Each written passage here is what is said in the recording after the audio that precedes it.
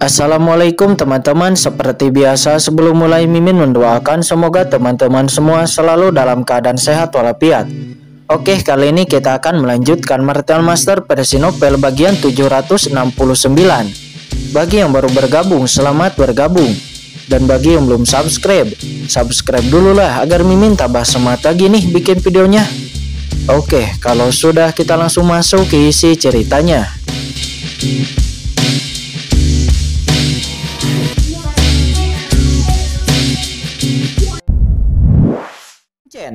Tanpa meninggalkan anjing satupun, kata Murong Tian. Dia meraung. Tuan Xiang Wudi, tolong selamatkan saya juga.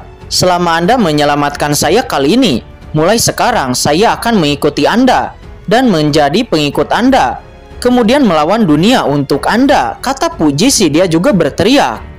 Sepertinya kalian berdua telah membangkitkan semangat juang di hati kalian. Baiklah kalau begitu.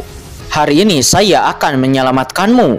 Di masa depan saya akan membiarkan Anda mengikuti saya dari kiri dan kanan. Ikuti saya ke puncak langit dan mengendalikan segalanya, kata Xiang Wudi. Suaranya bergemuruh di atas langit.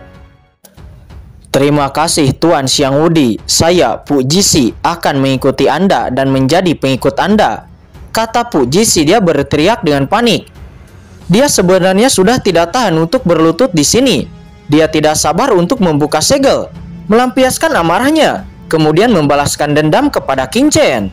Oke, hanya segel ini mudah bagiku untuk menghancurkannya, kata Xiang Wudi. Dia berkata dengan dingin. Pagoda kaca kibau di tangannya tiba-tiba meledak, mengeluarkan cahaya api, dan kekuatan mengerikan menyapu. Boom!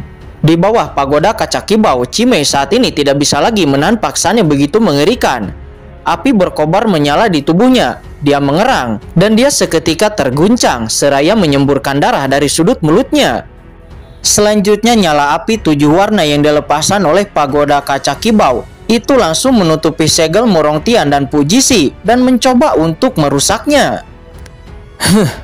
Namun di saat itu dengusan dingin terdengar. Sesosok langsung muncul di depan Murong Tian dan Pujisi dan memblokir api itu. Dan semua orang melihat bahwa Murong Tian dan Pujisi masih berlutut di sana. Di depannya nampak ada seseorang, dan orang itu adalah Qin Chen. Pada saat-saat kritis sebelumnya, Qin Chen akhirnya sepenuhnya mengendalikan separuh waktu, berhasil membuat kekuatan magis waktu, dan kemudian muncul di sini. Dia berdiri di sini dengan tenang, dengan sedikit gerakan energi suci langit dan bumi meluncur, dan api kibau Xiang Wudi itu tidak bisa mendekati tubuhnya. Tuan, melihat Qin Chen muncul, Cimei buru-buru menyeka darah dari sudut mulutnya, mendatangi Qin Chen dengan malu dan kemudian berkata, Tuanku, bawahan tidak kompeten, dan bawahan tidak bisa menghentikan musuh. Tidak apa-apa, kamu bisa mundur, kata Qin Chen berkata dengan acuh tak acuh. Kemudian dia mengangkat tangannya, seketika energi suci melonjak, dan Cimei hanya merasa bahwa semua luka di tubuhnya dengan cepat sembuh. Sekali lagi dia penuh vitalitas dan kemudian menyingkir ke samping dengan hormat. Oh, Anda adalah anak yang menekan Murong Tian. Jika saya tidak salah, Anda adalah murid utama di antara murid-murid yang baru direkrut dari divisi pemurnian kali ini. Putra suci Qin Chen yang baru dipromosikan. Agak menarik. Tidak heran Anda berani melakukannya. Kesombongan. Ternyata memang ada dua macam hal. Di luar kekosongan tak berujung, sesosok Xiang Wudi memandang Qin Chen dengan berkata dengan dingin. Tidak heran Qin Chen dapat menekan Murong Tian. Begitu sombong, hanya tangan sebelumnya membuatnya mengerti bahwa Qin Chen lebih kuat dari yang dia kira. Ya, ini aku. Anda adalah Xiang Wudi, putra suci veteran dari divisi pemurnian. Mengaku tak terkalahkan, Qin Chen mencibir. Saya membiarkan Murong Tian dan Pujisi berlutut di sini untuk mengakui kesalahan mereka. Siapapun yang berani bergerak akan mendapat masalah dengan saya. Xiang Wudi, apakah Anda yakin ingin ikut campur dalam masalah ini? Kata Qin Chen. Ikut campur? Hahaha. Qin Chen, kamu sangat sombong. Dan kamu layak untuk aku campur tangan. Mungkin Anda memiliki kekuatan. Dan Anda baru saja menjadi putra suci dan dinobatkan menjadi murid utama. Jadi Anda sombong dan berpikir bahwa Anda tidak terkalahkan. Itu konyol. Sosok di kejauhan berdiri dengan tangan di belakang, menunjukkan rasa percaya diri yang kuat. Baiklah, karena kamu senior, saya akan memberimu kesempatan terakhir. Pergi dari sini dengan cepat. Saya tidak ingin mempermalukan Anda. Jangan sampai Anda sebagai putra suci veteran divisi seni bela diri dipermalukan oleh saya di sini, kata Qin Chen. Dia berkata dengan dingin. Nah, kamu gila. Suara Xiang Wudi tiba-tiba berubah. Sepertinya saya sudah bertahun-tahun tidak muncul, dan orang-orang di Tianjuo tidak lagi menatap otoritas saya. Baiklah, nah apa yang mampu kamu lakukan? Boom, di langit terdengar suara keras dan gunung yang tak terhitung jumlahnya di divisi seni bela diri berguncang. Dan kemudian semua orang merasakan kekuatan yang sangat besar turun. Itu adalah pagoda kaca kibau yang bermekaran dengan cahaya 7 warna. Apakah menurutmu hanya kamu yang memiliki harta karun itu? Kata Qin Chen. Dia menus dingin. Di depannya sebuah istana seperti istana surgawi muncul, dan aura ungu membumbung ke langit. Itu adalah harta Ji Xiaodao. Boom! Di luar istana 4 api besar muncul. Itu adalah api iblis King Lian, api es Yokong Bingyan, api dari Jin Yan, dan api Yin dan Yang. 4 api bermekaran dengan aura perkasa, bergabung dengan harta Ji Xiaodao. Di bawah pengawasan semua orang, harta Ji Xiaodao dan pagoda kaca kibau itu tiba-tiba saling bertabrakan. Boom! Api tak berujung bermekaran dan api 7 warna melawan api 4 warna bentrok dengan hebat. Api yang mengerikan dari keduanya bertabrakan dalam kehampaan, dikombinasikan dengan harta karun masing-masing, dan napas yang keluar naik ke langit langsung mengejutkan seluruh Tianjuo. Kekuatan ini ditransmisikan ke kedalaman Tianjuo, dan banyak pusat kekuatan teratas telah merasakannya, dan kemudian menyampaikan pemikiran spiritual mereka di sini satu persatu terkejut dan tidak dapat dijelaskan. Terlebih lagi para penatua dari divisi pemurnian, mereka merasa bahwa keduanya saling bertarung satu sama lain, dan mereka semua terkejut. Salah satunya adalah putra suci yang baru dipromosikan, yang memecahkan masalah yang tak terhitung jumlahnya di bidang solusi. Dan yang lainnya adalah putra suci veteran, yang dikenal sebagai tak terkalahkan. Bagaimana keduanya bisa saling bertarung? Pikiran spiritual yang tak terhitung jumlahnya berpergian dengan gila-gilaan di dalam kehampaan, terutama di kedalaman beberapa tempat yang jauh, di mana ada beberapa monster tua seperti penatua Hong Yue, dan juga lelaki tua yang menjaga kuil harta karun. Mereka semua terkejut saat ini dan mata mereka menatap. Kemudian roh mereka masing-masing datang ke sini. Kamu, anak kecil, memberontak melawanku dan kamu tidak memiliki pengampunan. Nada suara Xiang Wudi menjadi semakin dingin. Dia sangat berbakat dan secara kasar menyebut dirinya sebagai keturunan dari divisi pemurnian Tianjuo. Bagaimana mungkin dia tidak marah ketika melihat seseorang yang berani melanggar otoritasnya?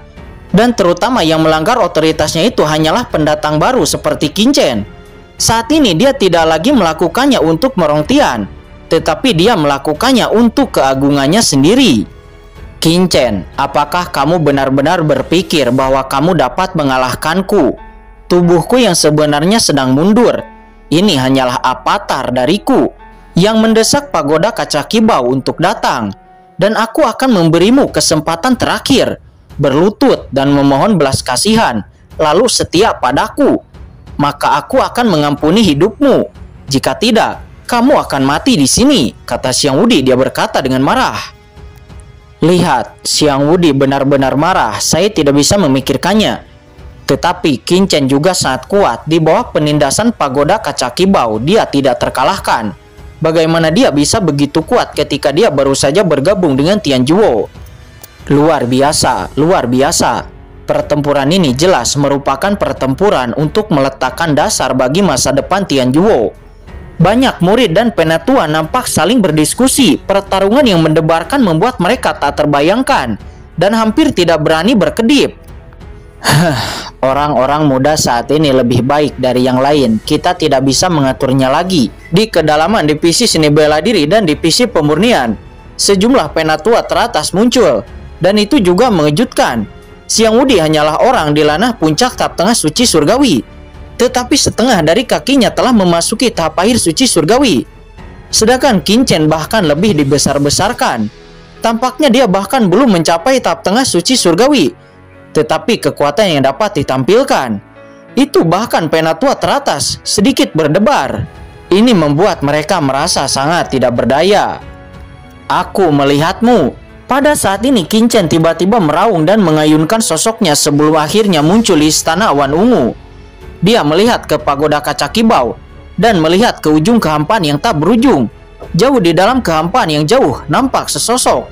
Qin Chen telah menyimpulkan napas Yang Wudi, di mana tubuh aslinya berbeda, dan pada saat ini dia akhirnya menemukannya. Boom! Di atas tubuh Qin Chen aura pedang yang tak terhitung jumlahnya melonjak ke langit. Aura pedang ini dengan cepat bergabung, dan suasana membunuh menyapu 100.000 aura pedang. Dan 100.000 aura pedang terkondensasi dengan gila-gilaan, dan pada akhirnya berubah menjadi pedang yang menembus langit. Putra yang tak terkalahkan, sembunyikan kepalamu dan tunjukkan ekormu, mati untukku. Qin Chen meraung menghadap ke ujung kehampaan yang tak ada habisnya. Niat membunuhnya meledak, tubuhnya melonjak. Dia memotong dengan pedang dan menunjukkan pedang pembunuhan yang tak ada habisnya. Energi pedang itu melonjak di langit, seolah-olah itu telah melakukan perjalanan melalui ruang dan waktu, melintasi pagoda kaca kibau dan menebas ke lorong kosong yang tak berujung. Di bawah energi pedang ini, hampir semua murid nampak terguncang dan hampir memuntahkan darah. Mereka semua melihat Qin Chen memotong dengan pedang, seolah-olah menembus ruang tak terbatas. Kekuatan kekerasan berubah menjadi pedang naga, mengalir masuk di lorong kosong. Sosok tak terkalahkan yang menghantam ujung ruang yang jauh. Meskipun semua orang dapat dengan jelas melihat sosok Xiang Wudi, pada kenyataannya kedalaman ruang berlapis di atas satu sama lain. Faktanya tidak ada yang tahu di mana Xiang Wudi berada di dalam kehampaan, dan juga tidak tahu seberapa jauh jaraknya. Tetapi saat ini Qin Chen akan menghitungnya. Butuh waktu lama untuk benar-benar mengetahui di mana tubuh Xiang Wudi berada. Mereka semua pada saat ini membuka mata mereka lebar-lebar. Mereka ingin tahu apakah Qin Chen benar-benar dapat menemukan tubuh asli Xiang Wudi atau tidak. Di bawah tatapan semua orang, cahaya pedang menyala dan terjun langsung ke kehampaan yang tak berujung.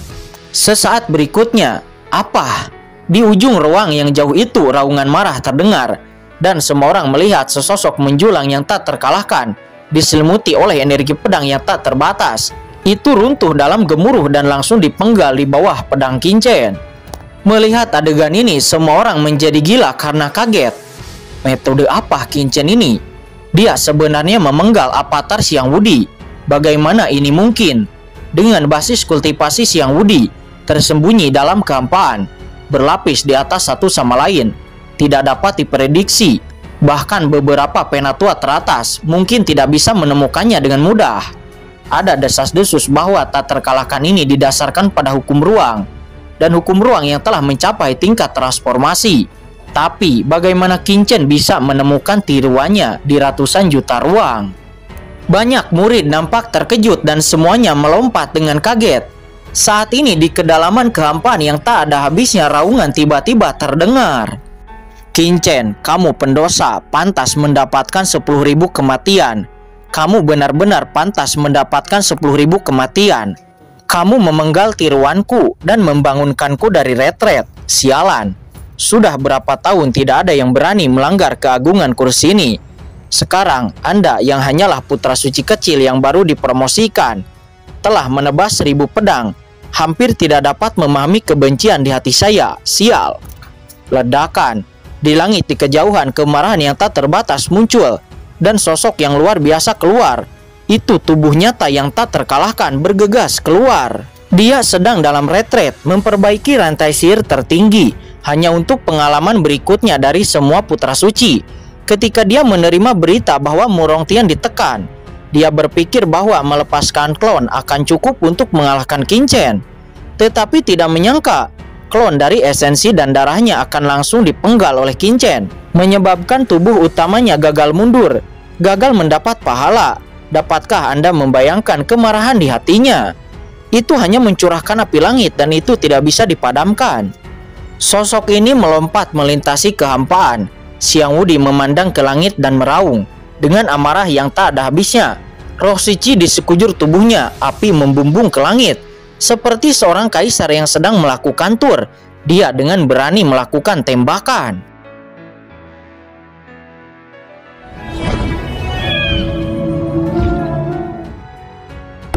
Oke guys, sudah dulu ya. Jangan lupa subrek biar lanjut terus ceritanya. Bagi yang sudah subrek, mudah-mudahan dimudahkan rezekinya. Mimin undur diri. See you next and goodbye.